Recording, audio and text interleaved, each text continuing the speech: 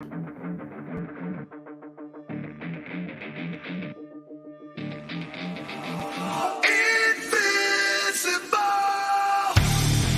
that just put him over the edge? I'm not too sure. I don't think they did well. He's a bully. I'm just so sick and tired. I'm hanging on a wire, a foot over the fire, and it's burning. I can feel it inside. Done with the same cliche. Done with the day after day. There's got to be a way. Now is the time to break the tide. I'll live, I'll die for what is wrong and what is right. I'll take the pain for all the ones without a name. To be invincible, we'll be invincible. They still have a lot of holes to fill.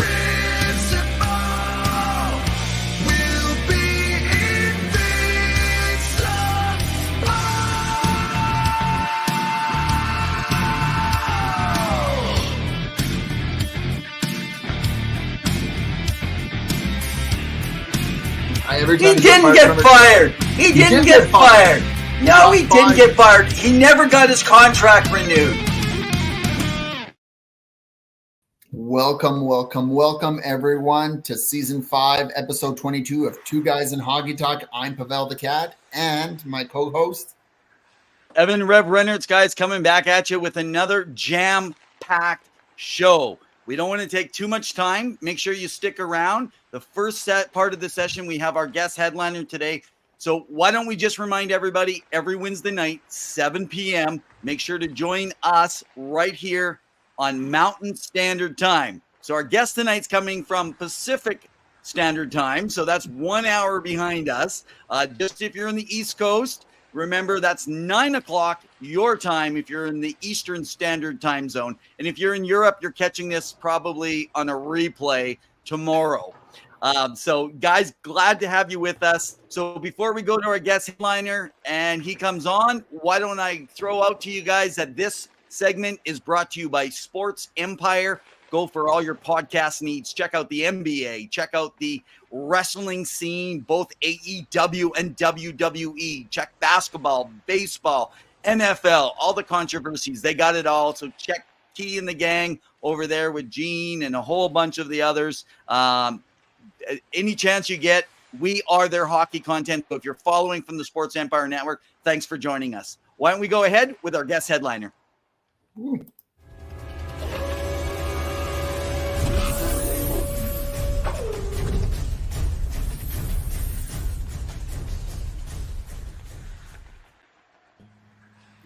Welcome, Connor. Welcome to the show. Appreciate you being on. Thank you.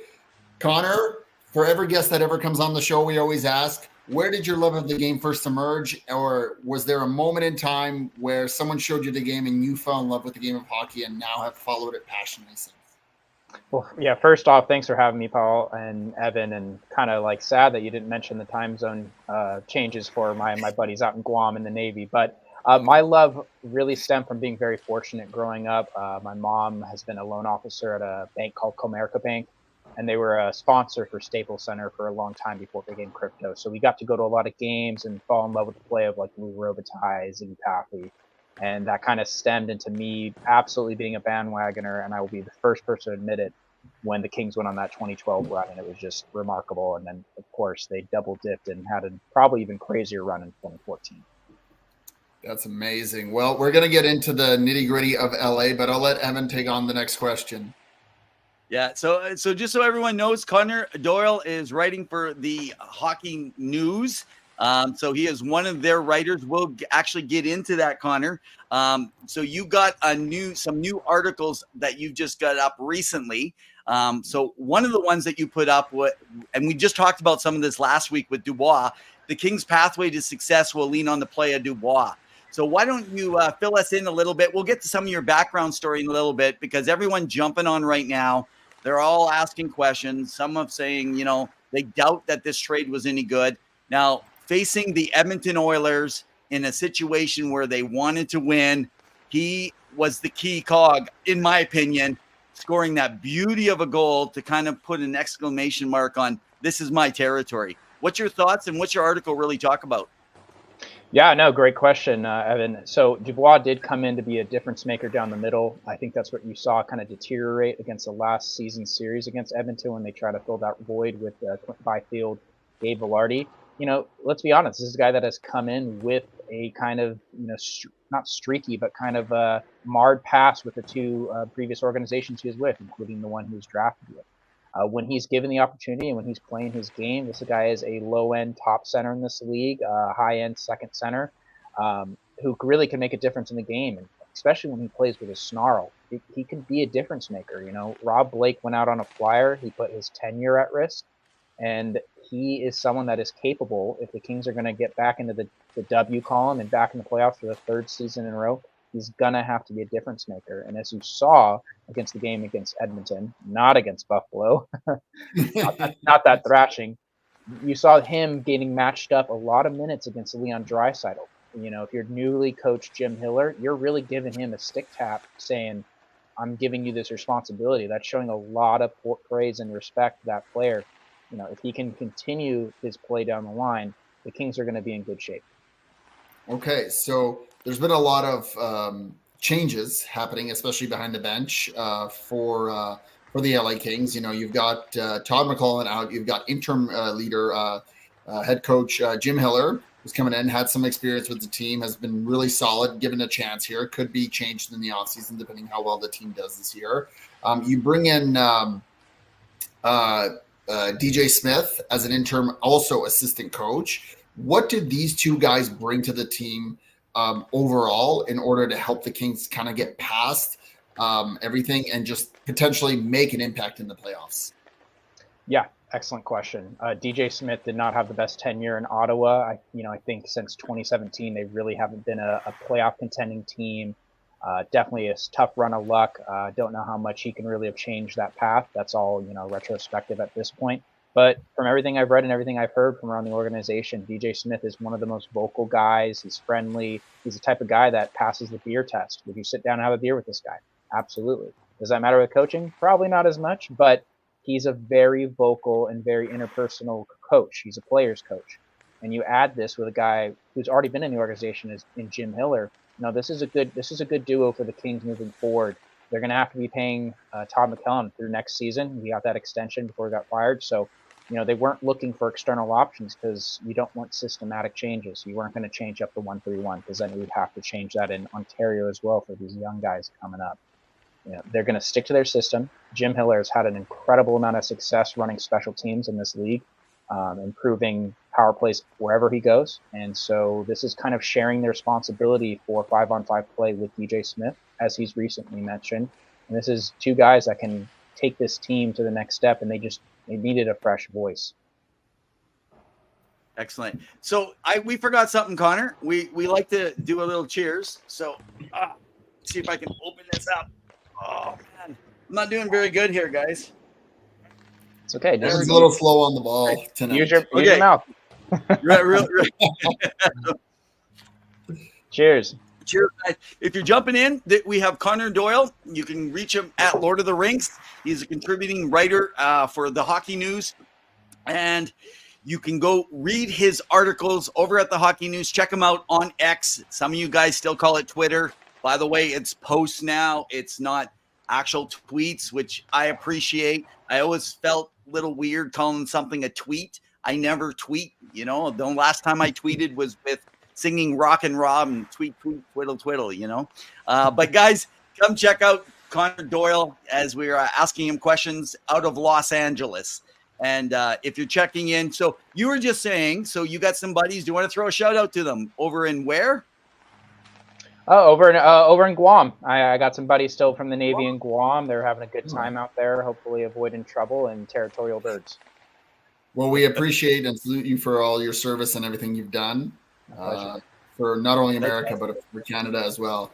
So back to the nitty gritty. So you're watching. Well, let me finish the question. I was just advertising. That's all. Okay. Yeah. No, I got to throw it in for our sponsors, man. Okay, so let me throw another question out there. This is after the Edmonton game. So the next game they play, it's just a dud. What would happen where they get blown out on their next game after winning such an emotional ride? Like, what are you hearing from around there? Like, is there reasons behind it? Has the coach said something particular? Maybe most people haven't heard. Like, what's their thoughts, or do they just move on and they just take it in stride?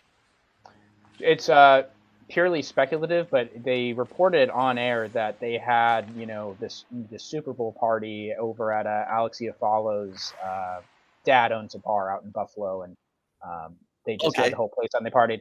Don't think it's a hangover situation. I don't want to pull that. That's all just conspiracy at this point.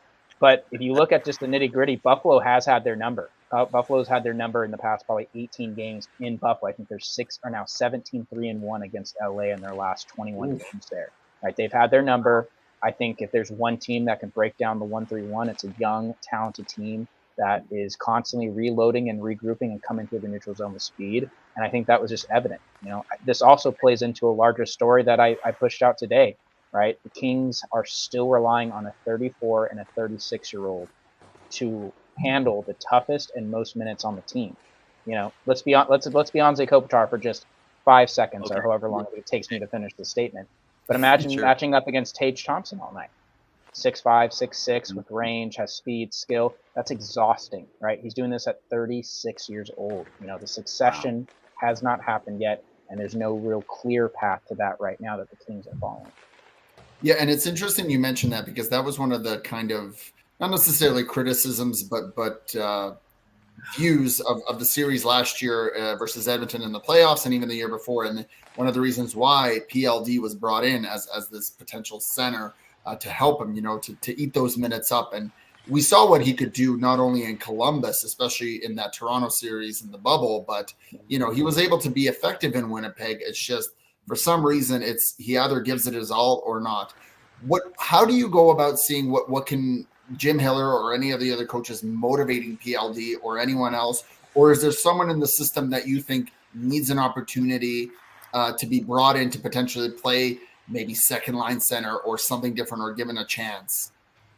Yeah, another great question. Dubois seems like he's getting the kind of the prod that's necessary and has really benefited from a new voice. I think his two best games really of the season, he was one of the only bright spots against Buffalo.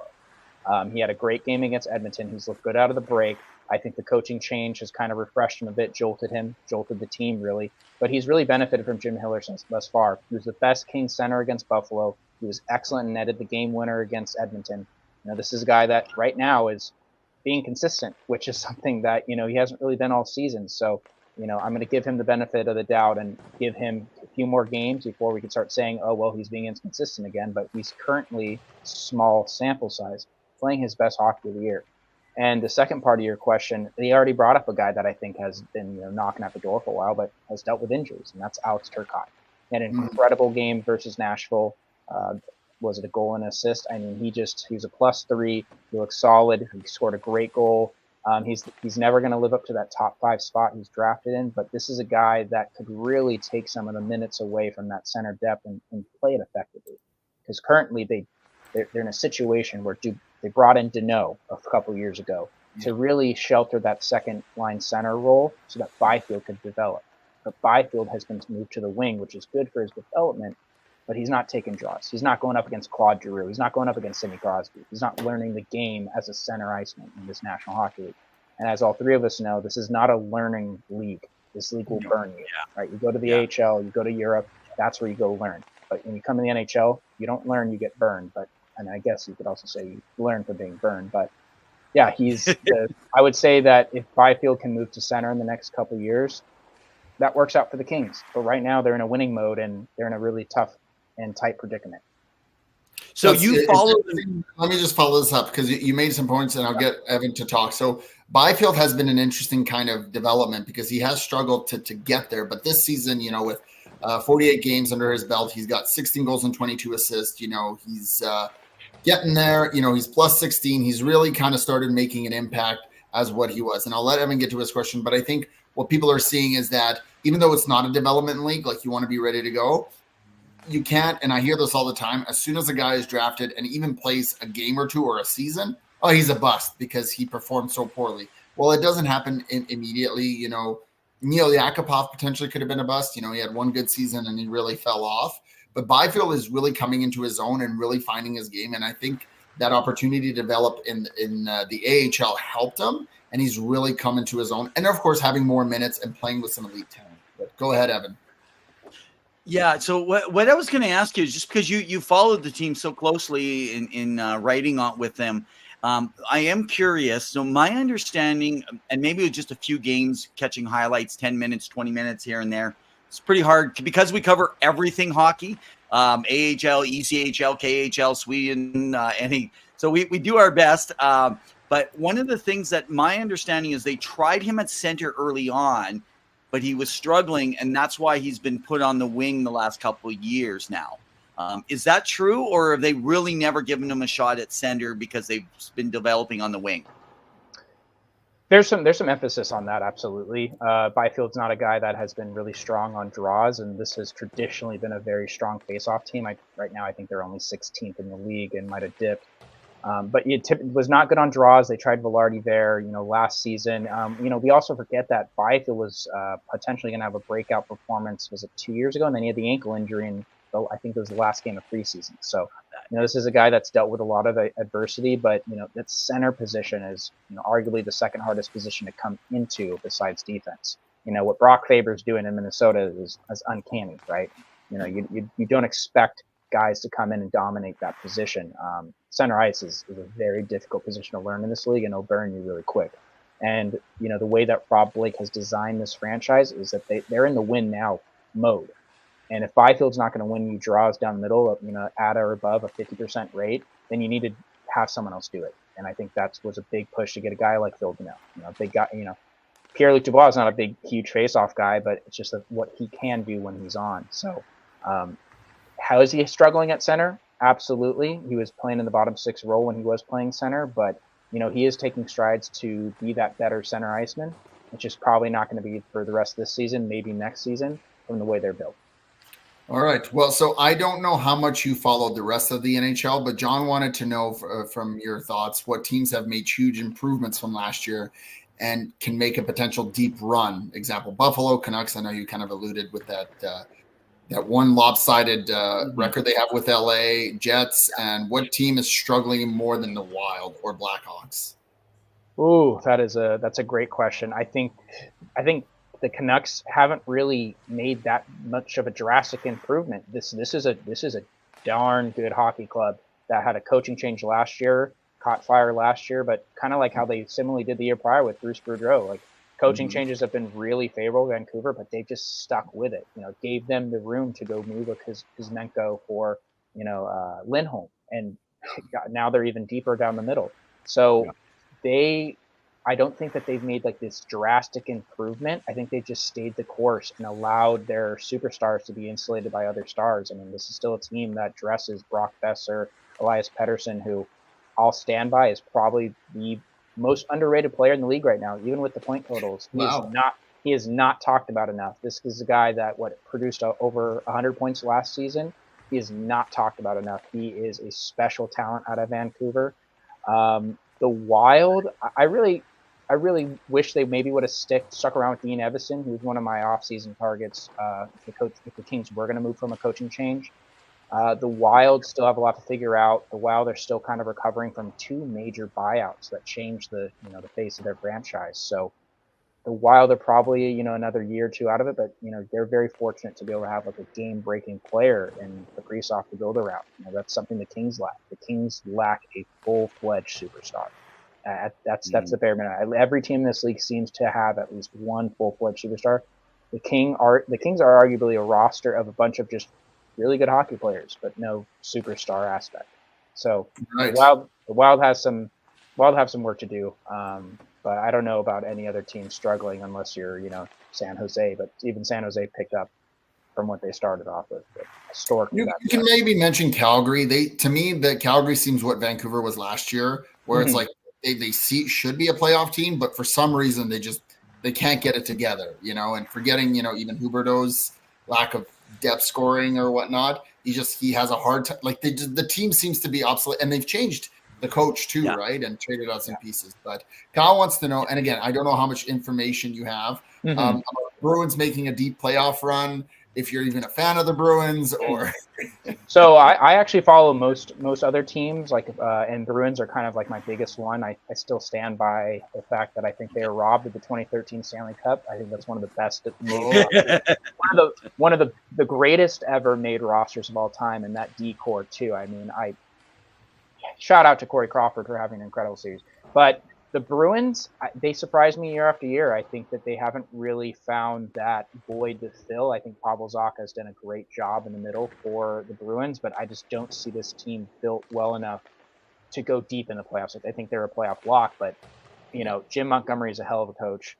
That lineup is great with superstar talent like David Pastrnak. For some reason, I don't know what farm or where they're just being able to pick up these goalies, but they seem to have some type of Vezina caliber goaltender year after year. Decade after decade, they had a Tim Thomas, Tuukka Rask, and now they have two absolute studs back there. I saw this, it was one of those dangled trade propositions when Edmonton was doing well, but it was like Swayman or Olmark for Draisaitl, and I was like, oh yeah, so we saw those. Yeah. You saw that? I was like, yeah, that ended the Bruins for sure. But I see the Bruins being a playoff lock.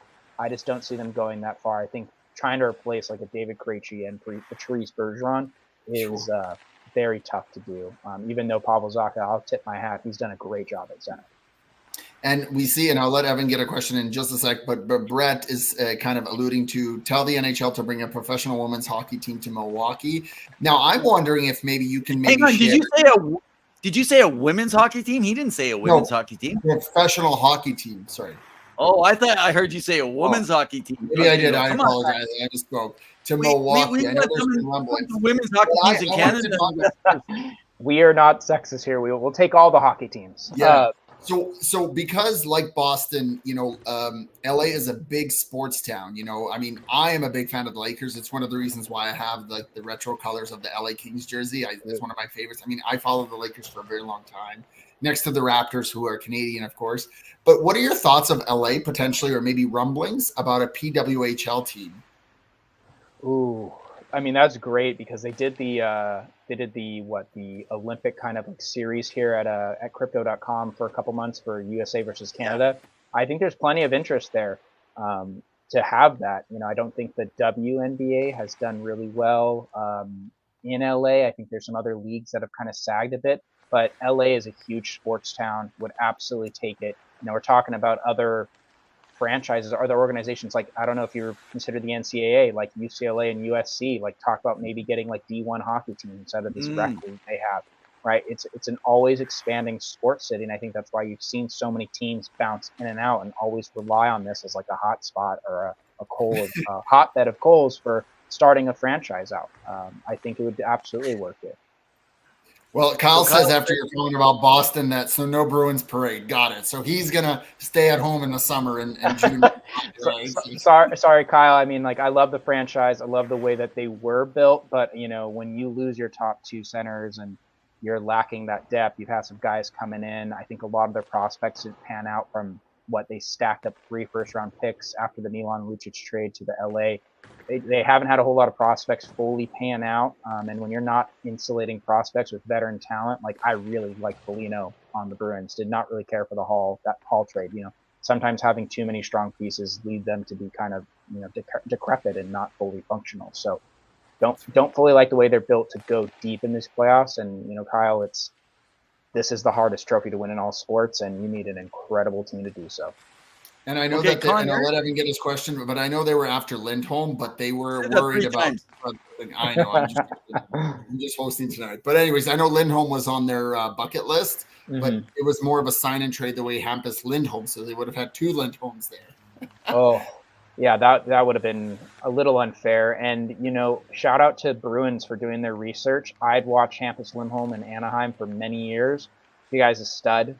When they picked him, I think he led the league in plus minus last year on that epic Bruins team. They got a steal out of that because a lot of East Coast reporting, which is dominating hockey journalism for the most part since the dawn of time, they sleep on some of these players from the West Coast. It's just Anaheim. this guy Hampus Lindholm, no, he's a rangy, physical, two-way defender that can chip in offense, shut down top players. Those are the type of players you need in your top four to raise Lord Stanley. Big ad. I'll let Evan go. How sweet. That's good. Yeah. Yeah. He likes taking advantage and taking over the controls sometimes. It's a control thing. So, but that's okay. You know what? If he does the work, that's good. Okay. So, by the way, Key's here. Key's one of actually she works on the admin team and part of the group with our Sports Empire sponsor. Hey, Key, what's up? So Key is a Philadelphia folk. She loves Philly everything. Now she loves her Flyers. Obviously, they made a huge turnaround. Give us some of your impressions around what's been happening in Philadelphia this year. Yeah, I mean, this is an organization that has gone through a lot of change. I think that there are a lot of their names are in rumors, but being able to walk away from the Provorov contract was huge. They took a flyer on Cal Peterson, which he hasn't been as bad as he was in LA, but this is a team that still has a ton of talent. Travis Konecny is one of my favorite wingers in the NHL. They look good on the wings. I think their D can be cleaned up, but they have a lot of young talent that can make an impact. Are they going to be a playoff team this year? Maybe even next year. But there's a very promising future in Philly. And John Tortorella gets a bad rep. John Tortorella is a damn good coach, and he's a unicorn out there. So if you're a Philly fan, you have a lot to look up to, or your outlook is very sharp, right? We were there. LA was there for a few seasons where it looked very dim, but that's all part of reloading, retooling, and moving forward in the city. So a lot to look forward to in Philly. Excellent. So I'll bring one more question to get in before Pawel gets in again, because I won't get a word for 10 minutes, and then you'll be gone. No, I'm just bugging you. So I saw Key was in the box, and I wanted you Key to be able to get all the love you can for your Flyers, because they were in the news a lot, and we've kind of dropped them off the last few weeks. So the only all-star, love Travis Konecny. Great. They named Sean Couturier captain today, so big news for them. Oh, that did happen. I can't believe that slipped out. Another absolute stud who plays the game and healthy this year, which is important. So yeah, and John says Flyer fans don't get their hopes up. They're going to find a way to destroy your hopes. That's what John says. Okay, so what I'd like to ask you, and maybe this is going to be obviously just strictly opinion. Right now, and let's specifically speak to the NHL when it comes to professional at the highest league of hockey in the world. So when it comes time to getting attention, it seems like there's an East Coast bias for media, especially when it comes to those that are in the hockey writers, not specifically the hockey news, but like they're a part of the group. And when they're selecting, it's just there's a bias, it seems, from most fans that are in the West. I know there's West versus East all the time, but is it because they just don't stay up late enough to watch? They watch 5-10 minute highlights, but yet when you're up earlier on the West Coast, you watch more. Like you guys within the writing world, do you have discussions within media and stuff like that, and write journalists and stuff about why it seems to be that bias, or do you think that that's just in our minds? No, I think that it's implicitly there. Think about the foundation of the NHL. Original 6 franchises are on the East Coast. That's the longest tenured teams are out there. The first West Coast teams in the first expansion draft are the Kings and the Blues. I mean, imagine being the Kings in the late 60s, early 70s, having to go on road trips. I mean, brutal, right? The closest team is St. Louis. So, I mean, most of the media was founded out there. And no, it's absolutely true. I'm thinking 2 seasons ago, I had a work trip out to Florida, and the Kings are playing Edmonton in the playoffs. And as someone that still follows the Kings, I just wanted to be over with. Try staying up till 1 a.m. trying to watch your team lose. I mean, it's tough. So yeah, I think it's a 2-pronged situation where you have that history and the original 6 franchises out there, right? Like I'm a big conspiracy theorist that the lottery draft always seems to fall onto an original 6 team. Purely conspiracy, but original 6 teams are out there. They've had some of them have almost 100 years of history. That of course there's going to be a bias. Of course, there's going to be more prestige to original 6. I mean, think about 10 years ago when they had a Wednesday night hockey rivalry, and almost every game on NBC had to have some original 6 type of matchup. So you don't want to stay up late to watch West Coast hockey or Pacific Standard Time hockey, that's fine. The only name you're going to really pick up on the West Coast is McDavid or Draisaitl because they're a Canadian team. That's fine. A lot of teams like to be slept on. Look at the 2012 Kings. Yeah. No, that's fair. And I mean, John mentions that it's not just hockey, it's NCAA football. I don't know if that's true. No, I think that's absolutely true. But then again, like, sorry, John, but I mean, I'm a UCLA alum, but the Pac-12 is it's a quarterbacks conference. It's not a strong conference. UCLA and USC are going to go to the Big Ten and get absolutely mopped. So, you got to live with that. I think there's some validation in terms of like the dynamics playing in the West versus the East. People talk about the travel is the biggest kind of factor, especially, the longer distances, especially since, when you have Toronto, Buffalo, Boston, New York also close versus where you're going to Vancouver, you're going here. And John mentions that he's an Oregon fan and it's painful staying up, watching those late K's living in North Carolina. I can imagine. I've watched some games over in Europe and they were late night. In Iceland, I got to watch the playoffs and they were like at 1, 2 a.m. So they were a little bit much, but who needs to sleep when there's no darkness in Iceland. But I mean, the players are out there working their tails off. But you know what, Pawel? You were working your tail off, staying up till 2 a.m. watching that game. You deserve some credit too. I don't think my wife would agree, but sure.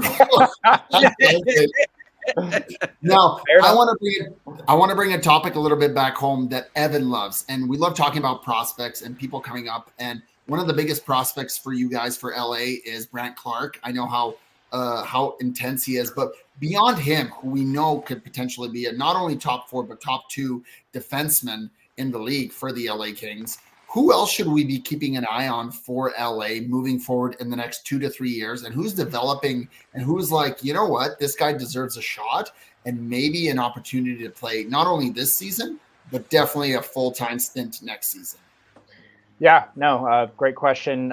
Brandt Clarke is going to be the future cornerstone of the LA Kings franchise, regardless if you like his skating or not. He's just an incredible young player, probably, I'd say arguably one of the top prospects in all of hockey.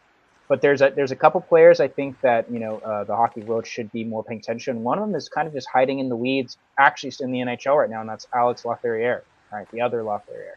Yeah. This is a guy that is a very good straight line skater, has great hockey sense, good release. He's playing in the NHL now, but he was not experienced. He made the team out of camp.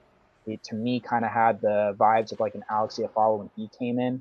NCAA player, so he plays no more than 30 to 40 games a year, so he is in that stretch run now, but he's technically 22, still playing his first season. That's a prospect the NHL should be paying more attention to, and one that is still in the minors, even though he's come off of some dual shoulder surgery, is Akil Thomas. Akil Thomas should be well known in Canada for his gold medal winning goal in 2018, yes. 2019. This is an incredible two-way guy. Maybe doesn't have extremely high-end. I see you, John, with Otto Salin. He's a good one too. Doesn't have an extremely high ceiling, but this is a team that has had issues with developing centers, right? Turcotte, Velarde gone, Turcotte still in the weeds. QB's been on the wing. So when you have a guy coming up like Akil Thomas that would fit perfectly as a bottom 6 guy, because Blake Lazat's not going to be there forever as much as he's been the choo-choo train that's been moving along this team. Yeah, and John, we talked about Quentin a little bit earlier, so yeah, he's definitely made an impact. I guess the other question. Go ahead. I was just going to mention, John, if you get a chance, go back a little bit further, and you can kind of hear some of the stuff we talked around playing center and wing that Connor spoke to as well. I just want to, before you go to your question, I just want to emphasize that in my Revs top 15 in 2021, I actually was the only one who had Brandt Clarke. I have him ranked at 3 going into that draft. He is a guy that we knew needed development, but his hockey IQ is through the roof. His ability to be that not just a power play quarterback, but a quarterback period, and to really see the whole ice and play it. So I'm really excited about to see what he's going to be able to bring to the LA Kings. I mean, as you should. I mean, he dominated the OHL at a kind of a historical clip. I think he was right under 2 points a game. He went over to the Slovak men's professional league, played over there. I think he was at a 0.5 per game pace. He was leading the AHL in scoring for defensemen as a 21-year-old. Well, now he's 21 as a 20-year-old. Yeah. He's come up during a time where the Kings haven't had their best stretch in any means, hasn't really got it, suit up, so he's just been in the press box. But this is a prospect that people should get to knowing a lot more, because he will be in the NHL and he will be wearing a Kings jersey most likely for a long time. Incredible talent, and the biggest thing he gets knocked on is his knee-knock skating. He's non-traditional stride, but his east-west vision is superb, and the guy is going to put up some major points in the NHL, and that hasn't happened in a long time from the Kings blue line since Drew Doughty, and Drew Doughty's also, getting up there in age. Yeah, he's definitely there. He's still a very effective top four defenseman, so I like what I see. Now, I think one of the things that maybe people want to know about is the trade deadline's coming up, and I know that one of the factors that a lot of the insiders have been talking about is goaltending. I know that it's been kind of all over the place. Riddick has really taken being the third goalie, the job, played some pretty solid games in the last little bit. But Talbot, of course, first All-Star, really playing well, above expected. Phoenix Copley there. You traded your other goalie in the offseason to Philadelphia. What are your thoughts about potentially picking up a goalie? Can you pick up a goalie? Should LA just kind of stick with the tandem they have? You had Korpisalo last year. It's been a bit of a roller coaster and Ferris wheel, but at the same time also, you look at someone like Jonathan Quick, who I thought was past his prime, and the way he has played not only versus Edmonton, but a lot of the games really helped Shesterkin in New York and really had a resurgence. If only he was back still with LA, given how well he played in 2012, right? Your thoughts on the goaltending tandem, and what can LA and Rob Blake do? Yeah, so I'll work backwards on that one, because the Jonathan Quick situation is kind of a mystery, because in the Kings system, they're one of the best and most goalie-friendly systems. They give up very limited, top 3 in the league, high-danger looks, and that's the same case as it was last season. Cal Peterson and Jonathan Quick absolutely sank this team last year. As incredible as an athlete and what he's done for the franchise as Jonathan Quick is, it's absolutely a question mark for me that he goes to New York, who does give up more high danger looks than the Kings, and yet he's been having this incredible resurgent season. The Kings are not going to have a whole lot of room. They're most likely going to activate their quasi trade deadline acquisition tomorrow in the possible return of Victor Arvidsson. That's kind of be like their internal trade deadline acquisition. And that's going to have to be $4 million in cap space. That's going to move. And I think they only have $2 million. So someone's going to have to go down, maybe 2 guys. As Rob Blake said in his press conference after the Todd McKellen firing, they're only going to be able to carry one extra player, and that's likely to be a forward or a defenseman. Hopefully they choose Jacob Moverari, but they're not going to have a whole lot of options unless they move a guy like Kaliev, and there's going to be some salary retention, because there's rumblings that Kaliev's unhappy in LA. They're very tightly hamstrung right now, and I think if you go back and you watch that press conference with Rob Blake, he does say words like, "I accept full responsibility for my actions." This is sounding like a guy that knows that he's kind of put this team up against the wall. He's built this for success. Success is not happening, but he's kind of put all the cards in on this kind of Vegas mold, right? He went out and got budget goaltending. And I was talking to my colleague Austin Stanovich about this in our podcast the other day. Do they win against Buffalo the other day if they have a Vezina caliber goaltender? Probably not. But if the Kings are going to bring their B game, or any NHL team brings their B game to a hockey game, you need a Vezina caliber goaltending to steal you a game. Is David Riddick and Cam Talbot going to steal you games down the stretch? Probably not. You're going to need your team to be playing and firing on all cylinders every night, and maybe your goalie can have some incredible games. But stealing games, budget goaltending, that was their one question mark for the season. So very Pawel and Evan, very limited options. I think they're going to activate their trade deadline acquisition, you can call it internally, tomorrow against New Jersey with the much needed return of Victor Arvidsson. Awesome. And I'll let Evan get to the next question, but John is just talking about Francisco Pinelli still on the radar for the Kings. Just a quick thought there. Yeah, John, great question. Pinelli is also a hell of a player. I think he's probably another year and a half, 2 years out from getting some taste with the Kings, because I think above him, you just want to put in a guy like Martin Kromiak. But John, if you've been following the team, you know that this is not a very friendly, natural goal-scoring, prospect-friendly team. I mean, look what happened with Kaliev. Look what happened with Riddick. These guys are not they want their guys to play 200-foot game, and Francisco Pinelli has that, and he was a natural goal scorer in the OHL with Kitchener, I believe. Great player, but I think he's a little ways off and a little behind the totem pole when you guys got like Akil Thomas knocking at the door and Jared Anchadolan still holding down a spot in the NHL. So I think he's about a year and a half, 2 years out from getting some NHL ice time. Okay. Well, we're going to be finishing up here because we're close to the end. We only have too much time for you, so we're each going to take one question each, and I'll defer my question to Evan because I know I've taken a few extras at the beginning. No. You can do the wrap here. I got one. Mine's going to be fairly easy. At least I think it will be. It won't be in depth. It'll be about your schedule and your planning. And then Pawel, you can do the wrap here before we head out to some of our other stuff we want to complete before the end of the show here.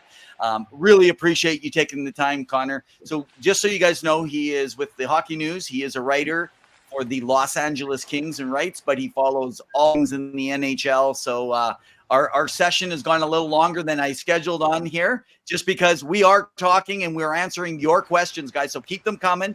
We have a lot of viewership right now coming through all the media. So if you guys have any other questions, even if it's after Connor's done, put it on there and I'll still shoot them off that way. But remember, you can also follow him at Lords of the Rinks on X, and or as some of you guys know it as Twitter. So just curious, this could be the very last in-person NHL draft. It's only 4 hours north up in Vegas. Are you going to be able to, are they going to send you up there so at least you can potentially take that in? Or is that something you haven't done yet?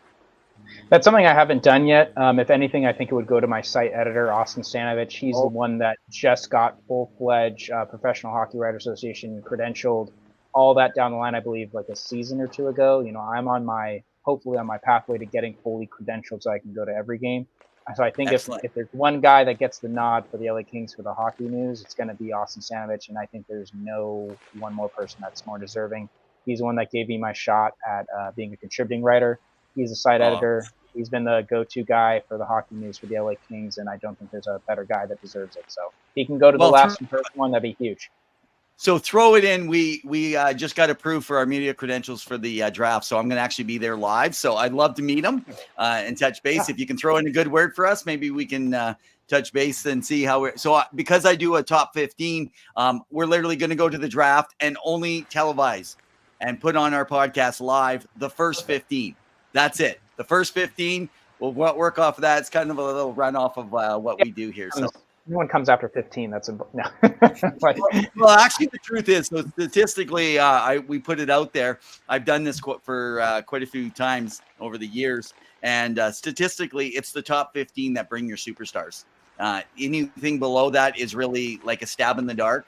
You're just you're hoping you're getting the next Nicholas Lidstrom or Pavel Datsyuk or something along that line. Yeah, don't tell that to Braden Point or Nikita Kucherov. Yeah. Well, there's still a lot, but unfortunately, COVID did not help us in the last few years, so that's really stuck it up. So, all right, I'm going to let you go out with the last question here, Pawel. I guess I just want to say any bold thought or prediction on the season, what potentially could happen for the remainder of the season, maybe in the playoffs, what you could see, maybe an upset or any predictions that you foresee happening. Ooh, so first off, I'll just go off of my LA Kings knowledge base. The Kings will make the playoffs. They'll be a wild card team, and they will knock out a Colorado or a Vancouver for a wild card. I think that they have the depth for it, and they can turn it around. I see Edmonton also flaring out again with their lack of depth. I think the East Coast is just uncharacteristically weak this year compared to some West Coast teams. I think Dallas is always a team to watch out for. That is by far one of the most underrated teams because we think about it, they have all three positions. They have a star center, they have a star defenseman, and they have an incredible goalie in Jake Oettinger. Watch out for Dallas. They would be my dark horse pick to win it all. That's who I predicted at the beginning versus New Jersey. New Jersey's not doing so well, so it's got to be somebody else, but I still think Dallas can definitely be this. So thank you so much, Connor, for being on the show. Remember, you guys, you can find him at Lord of the Rinks or at the Hockey News. We appreciate everything you've done. We hope to continue to see you in the future on the show, potentially, if we ever invite you, although you know where the questions come from officially now. Yeah. I really appreciate you guys having me on, and it was a good time. Would love to come back. Is there anything you want to share, people, where you want people to be on, follow you on Twitter/X to check out your material, because you have some great articles up right now online, but is there any way you want them to go and connect with you? Yeah, all you guys can go to the Hockey News LA Kings website. We Austin Sanovich and I upload LA Kings articles probably daily. We try to rotate with new articles daily. Sometimes we both produce articles daily. You could always follow me on Twitter. I will push content out on there as well. And we are doing a podcast we started a couple weeks ago. I believe we're going to name it Back at the Crypt, like crypto.com. So you could always listen to us there, and we have special guests on, maybe in the future, two guys talking hockey as well. What you're saying is just one of us. We'll just pick one. Separate you two. Well, awesome. It's been a pleasure and a treat. Thank you so much. We wish you all the best success in the future, and not only this season, but also in future seasons. And good luck to the LA Kings for hopefully a deep playoff run, whether it is Vancouver, Colorado. I'm not going to say Edmonton, but whoever. Yeah. I see another Edmonton Kings playoff round, man. Get ready. It's going to be. I think it's Edmonton, Vegas. Yes, I agree with Pawel. I think you're going to see a classic playoff series with a rematch of Vegas and Edmonton. I think Colorado would be shaking in the boots if they're going to face off versus LA. Their goaltending is also iffy, but I don't think they've recovered from letting Kadri walk. I think that 2C has been a void for them, but I will let you guys go. It was a blast. Thank you for having me. Great. Thank you so much. Keep your stick on the ice. Will do. Cheers. Excellent, guys. That segment was brought to you by the Sports Empire. Get all your podcasts over at the Sports Empire. Check out your basketball, your football fix, your wrestling, anything you can think of as sports. We are their hockey content. Awesome. Right. That was a great interview. Love Connor. Right. We're going to get into this.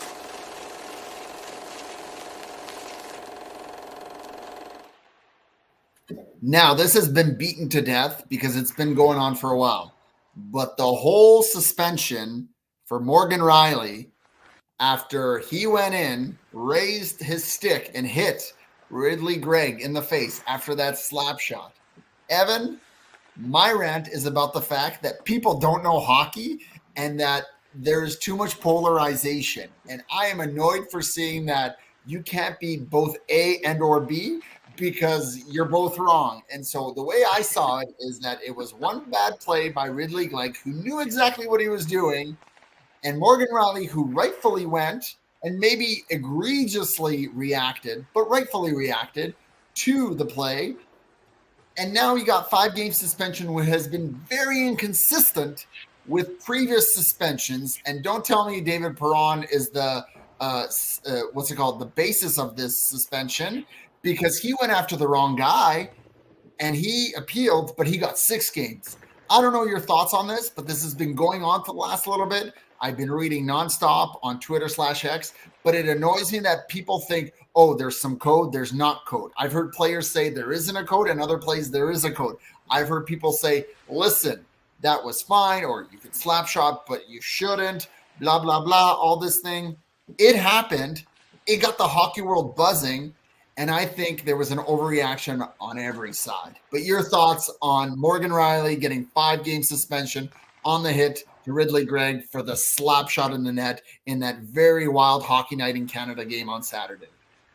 That was crazy, wasn't it? It was absolutely. I actually knew that you did not tell me that you wanted to rant about that specifically, but I had a feeling that would be something that you would get tired of every second or third.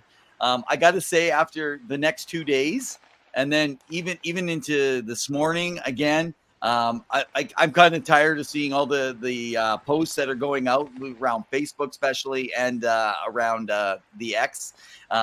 So I do. Can I just mention, if you have not checked out the post that was put up on X by Matthew Barnaby, he says he loved what Greg did. He says he absolutely loved it. He says he did a slapper baby into the net. He says, do whatever you want and boop the other team off. It's also okay that he says, though, that Rielly jumped him, but if it was Barnaby, he would have used his fist, not his stick. So that was his interesting take, because it's the entertainment of the game. Yes. So the whole thing on code, not code, and it's not something for me that I really care about to rant on. So, John, sorry, I see that you got 5 games is plenty. Had no on-ice disciplinary history in his 11-year professional career. Actually, 5 games would be a lot more if you look at Jacob Trouba, who accidentally was falling and hit. I'm trying to think. Frederick, yeah. And got nothing. Which no, he got a fine. He got a $5,000 fine. Oh, that to me is nothing. 5,000. So to lose $5 out of your pocket in comparison to you and I losing $5. I agree. It's inconsistent. Yeah, but what's that mean? So I look at you, George Peros, and I say, what are you doing? So, but I personally love slapping into the net. To know, he know what he was doing. He was just excited, and he's a little bit, of a rat. He's the villain. He knows exactly. Fun fact, and you would know this, Evan, because when he was coming up to the draft and he was potentially being picked, what did they compare him to, or a player? You know him out of Boston because we talked a little about him. He's called Brad Marchand. He was compared to a Brad Marchand like. We know what Brad Marchand can be like, right? Even though he's an elite player, right? And John talks about that under the terms of agreement. Riley's going to forfeit $195, $312.50. That's quite a bit of money. Good numbers, John. Good numbers. Thank you, man. Yeah, thank you, John. And here's the thing. He is appealing. We'll see what happens because it's going to go straight to Gary Bettman. I don't know if 5 was a little too much. I would say 3 to 4. That's for me. I get it. The stick, he went for the shoulder. It rode up. It came up. I agree it was a suspendable offense, but Ridley knew what he was doing. And so did Morgan Riley. And Morgan Riley was fed up. And you know how people talk about Toronto. They're not tough enough. They get pushed around and stuff like that. You know what's funny? Mr. Ryan Reeves, we had his dad on the show. He made a comment after the whole event happened, and he indicated that, he wants to make hockey violent again, that he wanted to get that tattooed on his body, And then he goes out and they play St. Louis, and he gets knocked down by 5'9" Nathan Walker, Aussie Nathan Walker, and didn't respond. So there's definitely banter here. You love it. This is entertainment. It gets the fans fueled up. And what are we talking about today? Even day 4 after everything had happened this weekend. We're talking about what happened between the Battle of Ontario. I love it. I think you guys can let us know your thoughts, but it was a wild thing. I just wanted to rant a little bit about it. And the rant is essentially, it's blown out of proportion in the wrong way. But I love it. So, just a quick heads up for everybody. So our rant of the night is brought to you by the Kalkaska Battlers of the Michigan Independence Hockey League. They are in their first inaugural season. The league, the Michigan Independence Hockey League, is in its 4th year. So you can check them out on YouTube. They are one of our proud sponsors. So thank you so much in our partnership with the Kalkaska Battlers. That is Pawel's rant of the night. And John saying part of the game, more views, bring back more fights. I agree. And we've had my rant. Go ahead.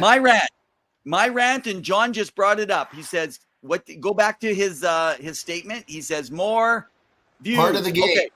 More views, bring back more fights. I get it. I'm using this as my lead into my little bit of a rant that I have. It's not really, it's a rant. It has to do with all these websites that are coming up out of nowhere with a bunch of nobodies that don't know how to write. They don't have a lot of experience. They haven't had any idea in journalism. And what they do is they go out and they speculate and they guess, and then they call everybody an insider. They call themselves an insider, and they're just trying to figure out what they think is happening and their biased opinions, and they use stupid clickbait. Clickbait. I am so sick and tired of clickbait. Don't be, and I so badly want to tell you 3 names specifically, but I'm not gonna, because I don't want you to go to their site, even though you might get mad, because it's going to give them more clicks. So everything in me wants to tell you, but I'm not going to tell you, but I want to tell you, but I'm not going to tell. So yeah, you get it. I am frustrated. Quit putting stupid clickbait out there and acting like a big trade's happening just because you heard it on 32 Thoughts. That doesn't make you the big, like, just because you mentioned to them, then why don't you put on your clickbait, 32 Thoughts says, put that on. You won't. Why? Because we're not going to click on your article. We're going to go to 32 Thoughts. So be original. Come on when you're out there with that. So that's just my rant of the night.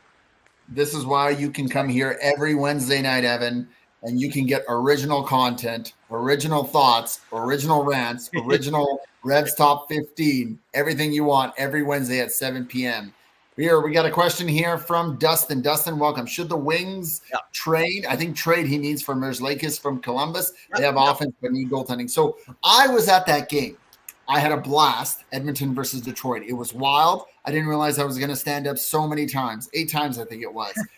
But I think goaltending is interesting for Detroit because they do have some good quality goaltenders. Lyon did not look good last night. Even overall, he did save the Panthers season last year. And Husso seemed to have sprained something. I could be wrong. I haven't heard anything yet today. Dustin, you can let us know. I don't know if Merzlikins is the guy you want. There are some other goalies. I know there's been rumblings about New Jersey and Calgary with Markstrom. But you look at somebody like Swayman out in Boston. Would he be somebody that Boston would be willing to part with? And of course, Detroit does have some good young pieces that potentially could go over. But of course, Boston's looking for centers. What are you moving, right? Should they trade? I think he's a little expensive, and Columbus would need to retain. For sure, Detroit can still compete and make the playoffs for a second wildcard spot. I think they're still in it, even though they lost, unless things have changed tonight. So I think you should, but I think maybe wait till the offseason because then you're going to have a little bit of an opportunity to get a little bit less off the cap. And you're asking, Husso's out again? Oh, he's saying, and Line is the starter has earned that. They just need a backup. I agree. Yeah, Rankins, you don't want to spend that. I think he's been solid. Like I said, I think he just had a bad game yesterday. But, and I believe you guys had, unless Reimer's not there anymore, I thought he was there. You can correct me if I'm wrong, Dustin. But really, what are you giving up in order to get him? And you just got Kane as well recently. You have a good depth, top 6. What is your back end like, right? And I think Moritz Seider needs someone to play with. I think that's the biggest thing. Who is Moritz Seider playing with? Is it Jeff Petrie? Is it Justin Hall? Like who's the veteran that can help him stabilize there? So that's just my thought on it. Your thoughts, Evan, on Detroit and what they can do? Justin, I would say James Reimer has played twice since. Yeah, and I think that he was doing really well. They haven't given him enough ice time, and could have been. That would be my concern, Dustin. So around there, I don't think goaltending was not an issue early on. They've kept with 3 goaltenders. That's kept them in place. They came out hot at the beginning of the year. They were one of the hot teams at the beginning of the season. So what I would say is you don't want an expensive backup. You don't want an expensive backup if you're not going to play Reimer and going for someone else. And you should be using that money, I think, on your defense if you're building. So here's an interesting thing. We have lots to get to. We're going to have to go about 5-10 minutes over for us to even get everything in. Guys, get ready for some 2 guys overtime here. So Markstrom, the whole deal was put out there. He hadn't been spoke to. Hey, Gene, man, what's up, man? Great seeing you. Justin, you mentioned 86 save percentage is allowing 4 goals has been terrible. Yeah. I get it. So one of the things with Markstrom that was out there, he said, well, no one's asked me anything. They're going to have discussions before they ask him even the possibilities. They were going back and forth. It's been reported by some of the actual insiders through Sportsnet and TSN and other groups. I won't get into the specifics of it, but basically they're saying they don't think the deal will come back. I don't think it's off the table. I think it's still there. And Markstrom has been made aware that they're talking, but they're not asking him because unless something's actually valuable, but they're asking too much. And I think they're gambling right now, and they should be careful with what they're gambling because they may get nothing in the end when you got a guy with a big contract still, and he's got some time left on. He's got another year, I believe, one more year left. So but hey, I never even thought of this, Dustin, but what about Markstrom? Because that could be a player I could see Stevie Yzerman working with, and you got a rebuilding team that could use maybe some of the assets that Detroit has. So maybe there's even a potential bigger piece where someone like Noah Hannafin could go to Detroit with Markstrom, unload some cap, up some stuff, send some guys back. This is pure speculation. So please, right now, I've been quoted on a couple of those fake sites. They go, oh, Evan is this insider and he's sharing this information. And I am not an insider. I get information from people. I try to take it and I hypothetically look at it. Please do not think that I am trying to say I am. I'm just telling you what I actually hear. And right now, never heard any of this about Detroit and Calgary. So I think you're an insider by sitting inside your bubble in your room where your studio where you just kind of sit on your computer. But yeah, and however, I Dustin will says, say most of the stuff that I mentioned and I learned about is so it's, you know what's funny about Peter Mrazek? He's been phenomenal for Chicago, given how weak that team is at the bottom of the standings. And of course, we know they're in a rebuild, and he has put up some pretty solid numbers. I want to say between 909 and 911 he's been at. So it's been interesting. And the truth is, as John says, Evan has a time machine to get the inside news. So there you go, Evan. That's your skill and ability. So just so you guys know, thanks for it. When I'm talking, it's making the connections with guys like Connor today, our guest, if you guys didn't catch him from the Hockey News. Just getting some little insights from here, getting insights from scouts. You guys will see all the guests that we have on, and building a network of people gives you an idea. But one thing that you're not going to hear, we will say we're speculating. We will say this is an idea. And a lot of times, though, when you hear from a scout, you hear from an agent, you hear from a player, you hear from the writers, some people that are there. It starts adding up that after a while, and you can do deduction and you figure things out, right, with it. So we got Maurice, salute to you guys, the absolute best. Well, thank you. We appreciate it. But really, it's one guy and a second. But go ahead. Yeah. So, guys, thank you. I am the one guy. That's my second. Hang on. There he is. Why don't we jump over? I want to touch in. This is the last segment that I have on the Revs Top 15 for my numbers. It's been brought to you by Penny Billionaires, guys. They are our intro song and our exit song for Invincible. Check them out. Electronic fused hard rock band. They are incredible. Two guys making it work. So check them out. Penny Billionaires. Great album. Hard rock.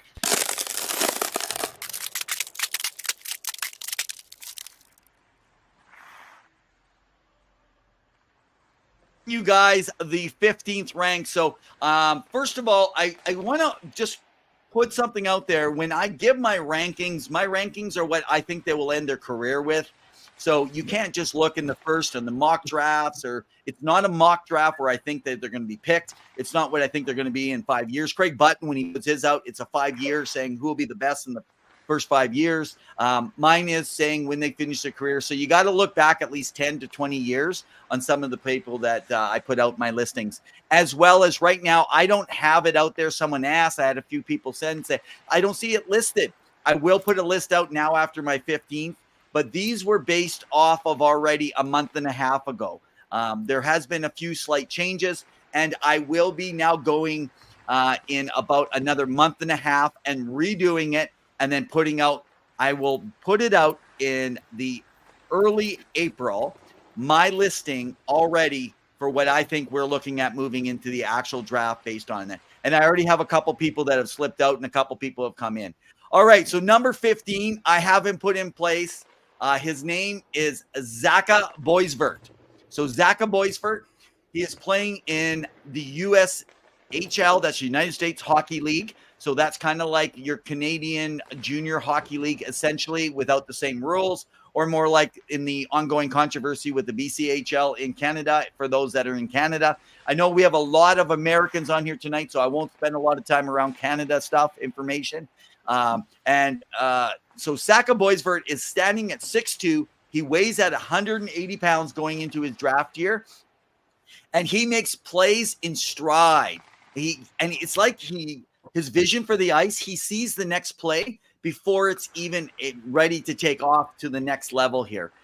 He is a center also. That makes him more valuable out there. He doesn't require a lot of time and space to be an effective point producer.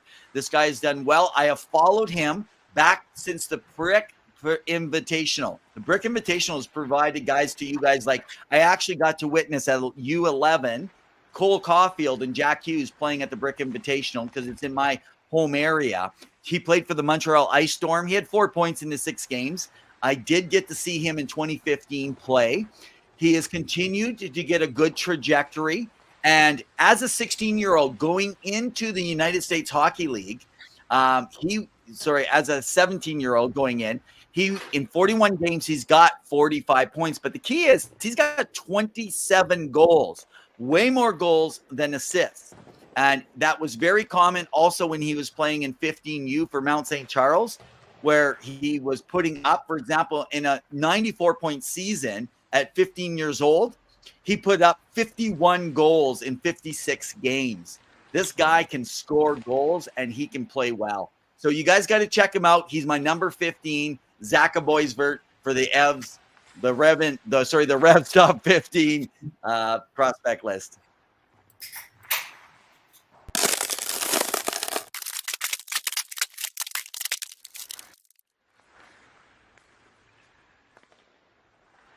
Well, and thank you for sharing that, because we all know that goals cost at a premium. So I know that that's something that teams look often on. Go ahead, Evan.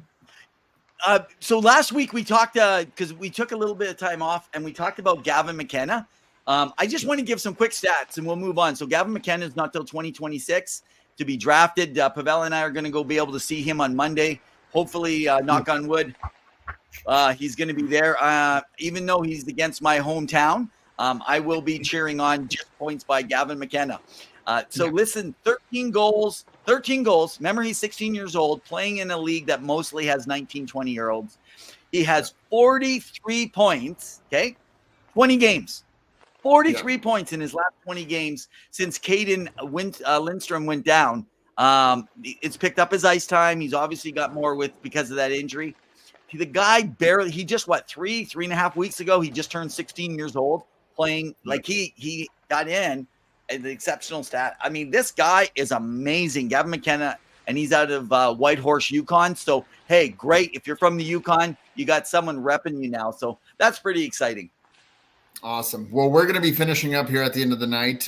There's quite a bit. We are always known as Two Guys in Overtime. We're going to have to patent that name because we seem to always go over the overtime that we have allotted to. But one final thing I wanted to mention before you can finish off and end the show, and anything else you want to bring up, Evan, is there's a little bit of a thing that emerged that wasn't as big known. And I know we talked about Columbus. There's a local podcast there, and it talked about essentially Patrick Laine. And we all know that he's been in the Players Assistance Program. And there was some offhanded comments made by that podcast about Patrick Laine. And they're a little bit sour in terms of how they were said and what was said. And I want to go out on a limb and say, you have to understand the pressures of playing, regardless of whatever market. Playing hockey is a big deal. And when you play on that big stage and you have to deal with something, and we look at someone like, and I will always go back to Spencer Knight. It wasn't substance abuse. It wasn't drugs. It was just the pressure of playing in a big stage, overwhelmed and everything, and the anxiety that you deal with. And maybe Patrick Laine is dealing with that. And to put people down for the fact that he had to go get assistance from the program, it's kind of a lowbrow. Like, I don't like it. We want to build people up here on the show. We want to invite everyone. We know the struggles of playing in the big league. Now, I myself have never played, so I can't speculate as to what it is, but I know the importance of playing on the big stage. And so you have to understand, this is one of the best players in the NHL. To put him down like that, that's not cool. So we want to shout out Patrick Laine, who's one of the most electric players in the game, can score a beautiful goal if you need it, and plays for the beautiful Columbus Blue Jackets, who I look forward to one day seeing that cannon live in action. And that's all I want to say. Just be respectful. We don't want to put anyone down. You may not like every opinion. You may disagree, but be respectful. That's my thought. Absolutely. Okay, so two things I just wanted to touch in on. This one's really quick, just a quick update. If you're following the KHL, we try to bring information. You see I have an old Torpedo jersey. That was Pawel Brendel that played for the Torpedo back in the day. So I want to bring recognition to Alexander Nikishin. So he is on a record-setting pace right now in the KHL for a U23 defenseman. So when I say U23, he is only 22 right now. So very important to recognize that. His birthday is in October. So that means it's just passed recently. So even though it's a U23, so even 1 year older, right now he has in 63 games in the KHL as a defenseman, he has 54 points. Wow. 54 points. Now he is property of the Carolina Hurricanes. He is on sign right now but he is property of the Carolina Hurricanes. They have this potential guy, 216 pounds and 6'4". So Alexander Nikishin, you guys want to pay attention to, because right now he is making strides and he's going places. Even last year he had 55 and 65 games. So it's been amazing. Top six guy. The last thing that I want to bring out, so I have been really tough on Slafkovsky. I have been one of the toughest fans on him because of going first overall.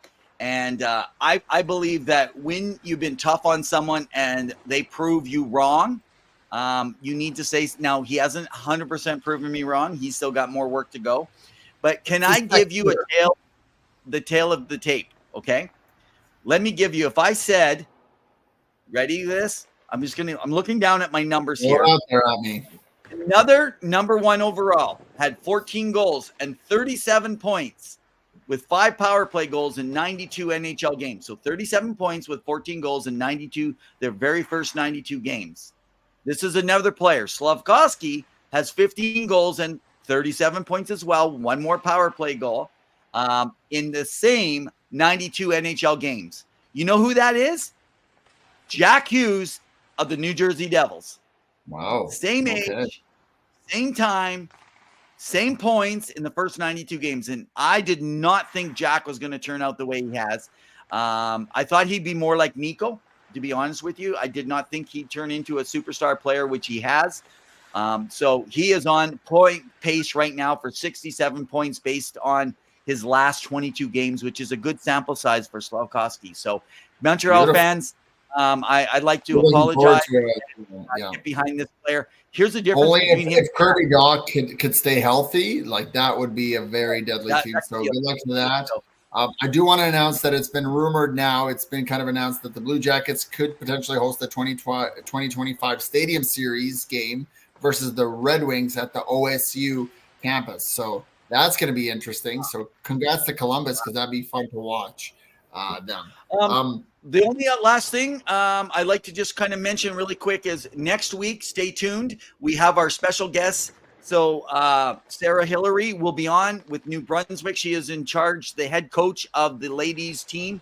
She will be being pre-recorded about 3 hours, 2.5, 3 hours earlier. I will be pre-recording her on for the show. So if you have any questions you'd like us to ask in women's hockey for her out in New Brunswick, they are a strong powerhouse out there. They've done well over the years in women's hockey, and we want to continue to promote women's hockey. I'm really interested to hear her opinion on developing, because when we talked to Howie Draper originally before the PWHL happened and he became their new coach, he talked about his focus was just education and making sure everyone had even time. But now that you're developing people also for a possible career in hockey, will this change coaching style? So we're going to ask Sarah, if you're watching tonight or catching us on a replay, we're going to ask that question, as well as next week. I want to give more of an update. There has been updates. So the Lost Trucker had a conversation with me yesterday, and Zylstra, and had talked to me that she had been hearing stuff around the NCAA and the CHL and mergers and possibilities of eligibility.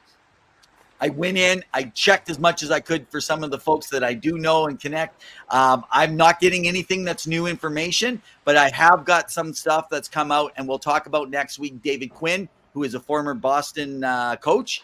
He's coached in the AHL, he's been assistant coach. He is the San Jose's head coach, and he has some big opinions. We'll talk around that next week after our show with Sarah. So that should be an exciting show. So make sure you guys join in. Thank you once again for tuning in. We are here every Wednesday night at 7 p.m. Mountain Standard Time. We thank Connor for coming on the show. We appreciated his insight, not only to LA and the inner workings of that, but also all around the league and everything he knew. He was a wonderful guest. We appreciate it. We awesome. can be found on Facebook, Twitter, /X, YouTube. Make sure to give us a follow, like, share, subscribe. We appreciate everything you guys do, all the likes, all the comments. You guys make the show possible every week. We wouldn't be here without you guys. So thank you so much. Once again, it's been a ring-a-ding-dandy show, as Evan likes to say. Happy Valentine's Day. We hope that you get to spend it with loved ones, multiple, whatever that looks like. And we will be back here next week with another great interview. Any final thoughts, Evan? No, just I want to throw one last final throw because we didn't have some of our other segments that we normally have on to JR Web Designs, our partner that gets our website up. You can go check out all our articles, as Pawel has already mentioned. Go check out. Pavel's been doing a good job of keeping things running there for us while some of us are down and out. What is that? What is that? I am working on stuff. So at the end of the show, people have tuned out. I heads out. I've been working on. We have a new logo change that is coming. That you guys will start noticing some of our background stuff, as well as I'm going to be setting up a few jerseys, Pawel, myself, and maybe a couple of you if you're wanting. Our SKU code is going to be actually up on the arm badge. That'll take you right to our website, which is made by JR Web Designs. Incredible price, guys. So if you want your own fun site, you want a site for your company, you want a site to send out, go through JR Web Designs, check them out. Man, it's been a blast again, but as we say every week, in the meantime and in between time, keep your sticks on the ice. Stay safe. Love you guys. Cheers.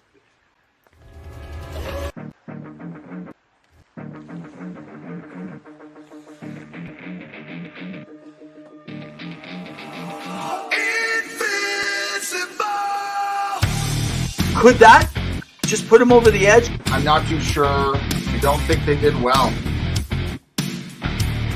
He's a bully. I'm just so sick and tired. I'm hanging on a wire, a foot over the fire, and it's burning. I can feel it inside. Done with the same cliche. Done with the day after day. There's got to be a way. Now is the time to break the tide. I'll live, I'll die for what is wrong and what is right. I'll take the pain for all the ones without a name. To be invincible, we'll be invincible. They still have a lot of holes to fill.